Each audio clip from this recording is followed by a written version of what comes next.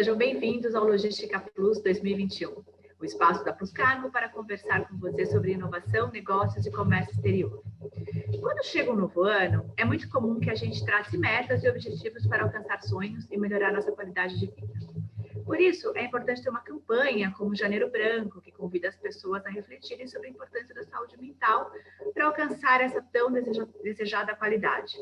É preciso estar atento aos sinais e como prevenir o adoecimento mental. E as empresas têm um papel cada vez mais importante, ajudando funcionários e a sociedade a entender e incentivar os cuidados com a saúde mental e a conexão desse tema com o bem-estar. Para falar sobre esse tema, eu trouxe o André Ferraz, que é psicólogo, esportista, paraquedista, coach e sócio da Ferraz Coaching. Muito obrigada por aceitar nosso convite. André, seja muito bem-vindo.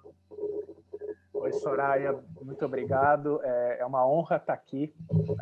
Realmente é um grande prazer estar aqui conversando com vocês sobre um tema que eu gosto muito e venho estudando há tanto tempo, que é a saúde mental na empresa, a cultura da saúde emocional dentro das empresas como diferencial competitivo. Então, realmente, eu já queria dar os parabéns a vocês por desenvolver esse espaço e agradecer o convite. Obrigada. André, o assunto manutenção da saúde mental nunca foi tão importante como nos dias atuais, né? É fácil responder como as pessoas podem cuidar melhor da saúde nesse sentido? Olha, é fácil dizer o que fazer. O desafio é ter consistência nos hábitos saudáveis, né? Por exemplo, todo mundo sabe que praticar atividade física 3 vezes por semana traz um grande benefício para a saúde física, saúde emocional, mas nem todo mundo, de fato, tem esse hábito saudável, né? Ter uma boa saúde mental é fundamental para uma vida com mais bem-estar e longevidade. A gente sabe que cada vez mais no nosso país a gente está envelhecendo. A gente já vê esse fenômeno em outros lugares, por exemplo, na Europa, próprios Estados Unidos, e o Brasil está seguindo essa tendência, onde todos estamos nos tornando um país com pessoas mais velhas. Então, sabendo que a gente vai viver mais, a gente precisa realmente focar muito no desenvolvimento da nossa saúde mental. E existem vários caminhos, na verdade.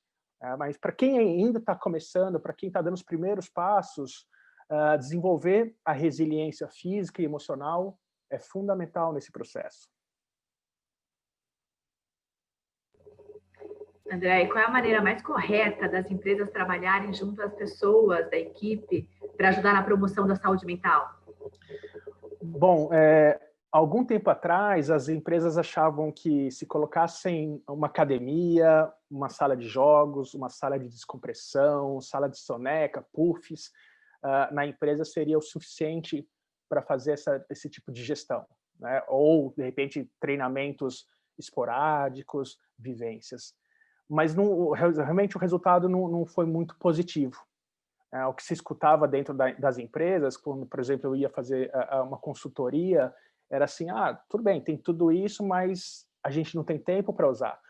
Tem tudo isso, mas o meu chefe não deixa usar. Tem tudo isso, mas eu não saio de uma reunião para outra, enfim. Então, realmente, esse modelo não funciona, não funcionou. A maneira hoje mais correta e a que a ciência está estudando e trazendo muitos indicadores, por exemplo, a psicologia positiva é um viés que vem estudando bastante sobre o tema, é desenvolver uma cultura, não é o processo mais rápido, mas é o mais consistente, que é o desenvolvimento de uma cultura de saúde e bem-estar dentro das empresas. As empresas precisam acordar e entender que, independente do ramo de atuação, todas as empresas têm um impacto na saúde, seja do cliente interno, seja do cliente externo, dos stakeholders. Então, de fato, né, esse olhar agora para como incluir a cultura da saúde e bem-estar é fundamental para todos nós. Por que ainda existe preconceito com esse tema, principalmente no ambiente corporativo? Soraya, na verdade, existe preconceito na população em geral, né? Algum tempo atrás, por exemplo, não se via conversar, por exemplo, numa mesa, num jantar em família, falar sobre drogas, sexo, doenças mentais, por exemplo. Mas isso está mudando, né? No ano passado, por exemplo, eu dei várias palestras sobre suicídio dentro das organizações, sem ser no Setembro Amarelo. Então, isso já é um sinal que está mudando. Mas é tão importante a gente olhar para a saúde mental e entender, por exemplo, antes da pandemia, em São Paulo, de acordo com uma pesquisa epidemiológica, a prevalência de ansiedade estava em 20% da população. 11% depressão e 4% de abuso de substâncias. E de acordo com a Organização Mundial de Saúde, eles apontam que as doenças mentais são responsáveis por 29% dos dias de vida perdidos ocasionados por doenças não infecciosas.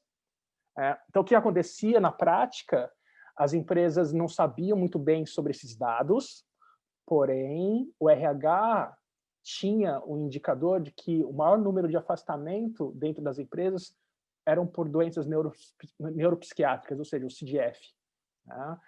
Agora, com o burnout é algo que a gente falou bastante o ano passado, ele entra no CID, né, que é a Classificação Estatística Internacional de Doenças e Problemas de Saúde, e na hora que entra e é formalizado, isso se torna uma responsabilidade também da empresa cuidar disso. E eu diria que o primeiro passo para as empresas é o passo da psicoeducação, um programa anti-estigma, para que haja uma adesão à cultura da saúde e bem-estar e que todos possam começar a falar sobre saúde mental nas empresas e em casa. E talvez a pessoa mais indicada para começar a fazer isso é a liderança. E a gente tem observado, né, grandes empresas com novos cargos de gestores de bem-estar e saúde mental, algo que a gente nunca iria imaginar alguns anos atrás, né? O que a promoção do ciclo de bem-estar pode trazer de benefício para as empresas? Sabe que eu realmente estou muito, muito feliz com o movimento que eu venho acompanhando em várias partes do mundo, mas principalmente falando sobre Brasil, Portugal e Austrália, são lugares onde eu transito bastante. Existe um novo profissional no mercado, né, que é o chamado Chief Happiness Officer, ou CHO, que é o diretor de felicidade da empresa, que trabalha em parceria. É o antigo chefe de RH, não? Então, justamente, ele trabalha em parceria com a RH, ou com o departamento responsável, né, pela gestão, né, das pessoas. Ele é um diretor que facilita a integração e a transformação da cultura da saúde e bem-estar em comportamento e hábitos diários. Porque o que acontecia muitas vezes é o RH não ter tempo, não conseguir capacitar a liderança. Hoje a gente tem esse profissional. E esse profissional não é necessariamente um psicólogo. Entre as competências, por exemplo, desse profissional, as mais destacadas são a capacidade analítica de situações complexas, a liderança necessária para comandar equipes, a elevada capacidade de comunicação e relacionamento interpessoal, uma notável capacidade de escuta ativa muito importante, uma mente aberta, conhecimento sobre neurociência e comportamentos, a capacidade de organização e uma tendência natural para tomar iniciativa. E o benefício do desenvolvimento dessa cultura de saúde e bem-estar nas organizações é a construção de empresas que curam, onde o colaborador sai melhor do que ele entrou. Ou seja, a construção de um mundo ao qual queremos pertencer a partir das empresas. Pois as empresas têm uma capacidade, por exemplo, de tirar alguém da miséria e prosperar, de gerar conhecimento, de melhorar os relacionamentos, de gerar perspectivas positivas, de florescer, saúde e bem-estar para todos os envolvidos, direta e indiretamente. Então, de fato, é um ganho que vai muito além de uma rentabilidade financeira. Certeza. André, você falou de burnout na sua penúltima resposta. Em 2020, a gente nunca tinha escutado tanto essa palavra, né? Ficou super em evidência, né? O que é exatamente esse distúrbio e como que a gente previne? Tá. O burnout é uma síndrome, né? É um transtorno que está ligado diretamente a um esgotamento físico e emocional por causa do trabalho. Nós sabemos que o trabalho é um dos fatores principais para desencadear esse distúrbio, o burnout.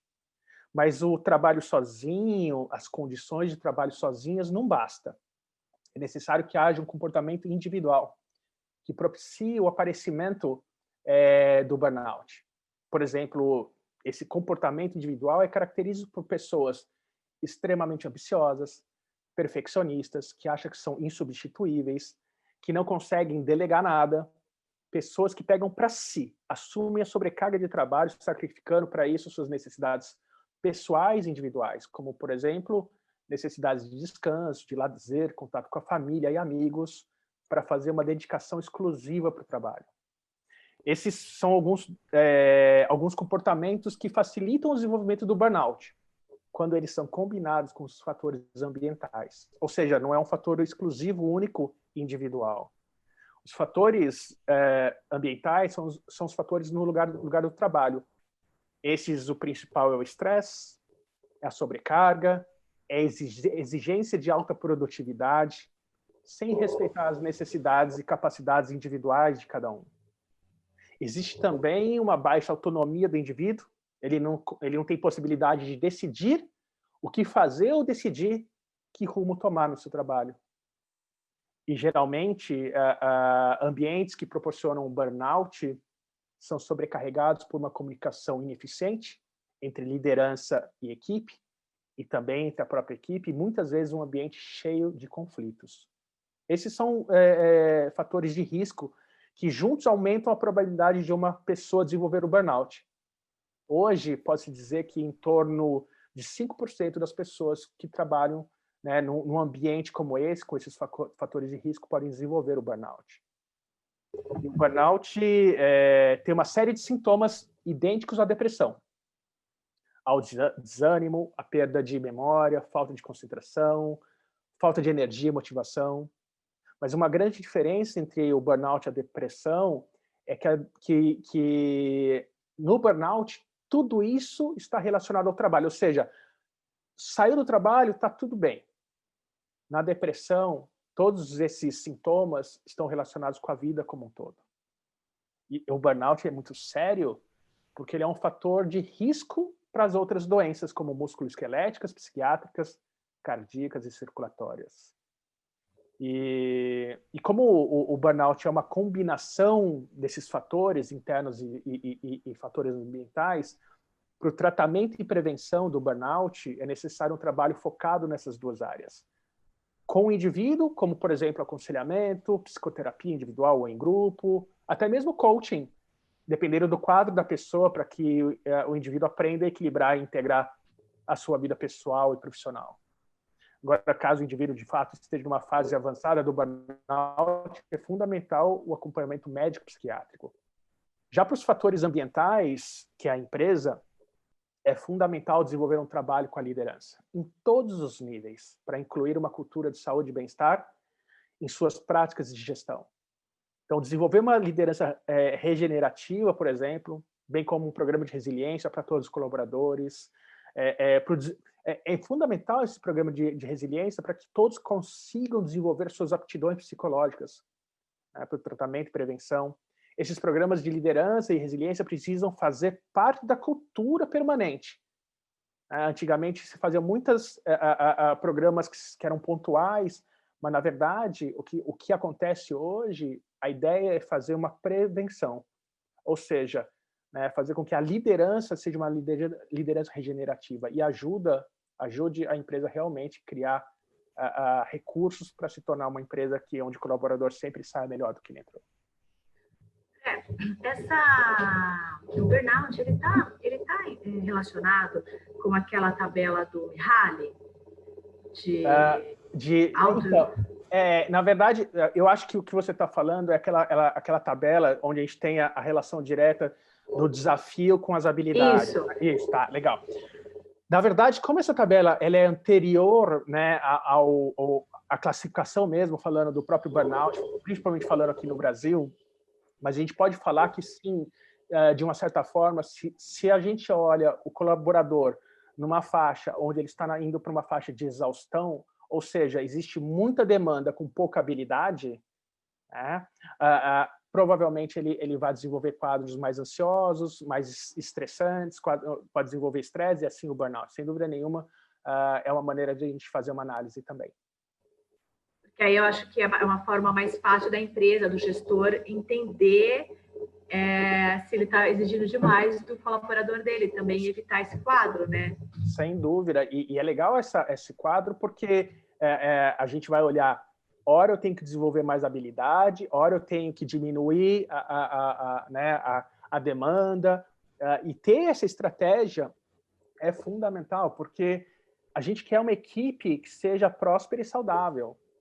Não adianta, por exemplo, numa corrida de 100 metros, né, por exemplo, numa corrida de uma maratona, 42 quilômetros, a pessoa correr como se fosse correr 100 metros. Né? A ideia é que realmente a gente entenda que a gente está num processo de uma maratona mesmo, né? Um passo de cada vez. Para terminar, uma pergunta que pode ajudar muitas pessoas. Aqui na Puscargo, nós incentivamos muito as pessoas a serem protagonistas. A gente faz rodas de conversa sobre o tema e queremos puxar as pessoas para liderarem seus processos de qualidade de vida. Como assumir protagonismo da sua própria vida pode ajudar a buscar esse equilíbrio que atua diretamente na manutenção da saúde mental? Que legal, Soraya. Isso realmente é uma excelente iniciativa de vocês. É fundamental. O protagonismo ele é fundamental no desenvolvimento, né, seja pessoal ou seja profissional. Melhores resultados todo mundo quer na vida. Isso sem dúvida nenhuma. Agora, até falei da maratona um pouquinho atrás. Maratona são 42 quilômetros, né? Quem aqui... vamos correr uma maratona hoje? A gente não enxerga a linha de chegada, a gente está longe, a gente sabe que realmente é um esforço muito grande. E uma vez eu perguntei para um maratonista como ele fazia isso. Porque na época eu estava correndo 5 quilômetros e já achava né? Eu falei, nossa, 5? E ele falou, André, é muito simples. Depois que dá a largada, eu dou o primeiro passo. E depois mais um. E depois o próximo. Até uma hora que chega. Olha, vou te falar que eu fiz em 2020, eu fiz uma maratona e eu vou te dizer, não chega.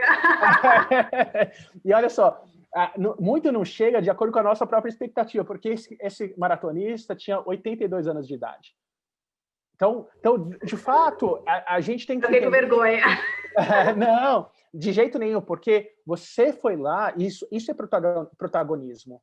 Você assumiu a responsabilidade, você se preparou. Lógico que quando a gente está ali no processo, na nossa maratona, a gente começa a realmente entender que esse protagonismo ele é possível por meio do autoconhecimento. Então, quando você estava lá, né, correndo a sua maratona, é um processo de autoconhecimento.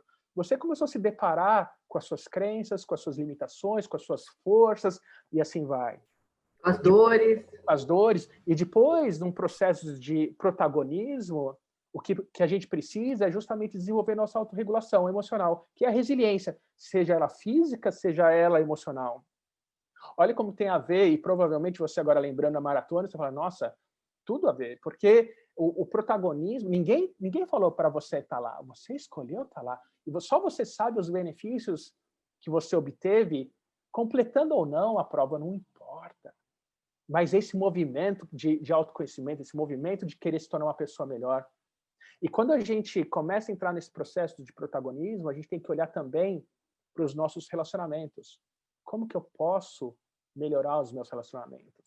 E não ser uma vítima, e muito menos um vilão de uma relação, mas como eu posso entrar, né, como adulto centrado e melhorar a minha qualidade de relacionamento, seja em casa, seja no trabalho.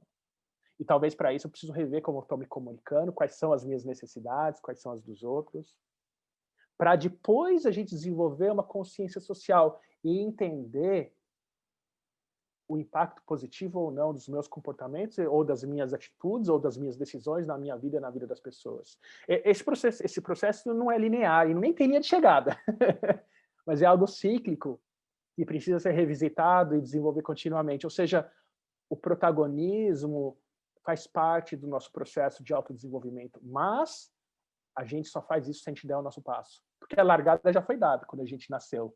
Algumas pessoas dizem, né, que tem duas grandes datas. A data do que a gente nasceu e a data de quando a gente descobre por que a gente nasceu. E para descobrir por que a gente nasceu, tem tudo a ver com justamente a gente dar os passos, e muitas vezes passos numa trajetória que a gente ainda não sabe, a gente não está vendo a linha de chegada, mas a gente tem uma coisa chamada de fé, de que o que a gente está fazendo é em direção da nossa melhor versão e contribuir para um mundo melhor. Poxa, André, que legal esse papo nosso. Espero que a gente tenha conseguido ajudar bastante as pessoas a se conectar, né? Consigo mesmo, né? A entender um pouco mais como funciona a nosso primeiro passo, né, para o bem-estar. Legal, muito obrigada pelo seu tempo, obrigada por estar aqui no primeiro webinar de 2021 da Pluscargo. Muito obrigada. Obrigado, Soraya. Realmente é uma honra, é um privilégio. Para quem quiser saber um pouquinho mais, pode procurar os meus contatos com vocês. Eu fico totalmente à disposição, porque realmente a minha maior missão é que vocês vivam a missão de vocês. E eu sei que com isso vocês vão contribuir aí na construção de um mundo melhor. Eu realmente agradeço. Obrigada. E para você que quer começar bem o ano informado sobre o mundo dos negócios e do comércio exterior, siga as redes sociais, Spotify, YouTube da Pluscargo.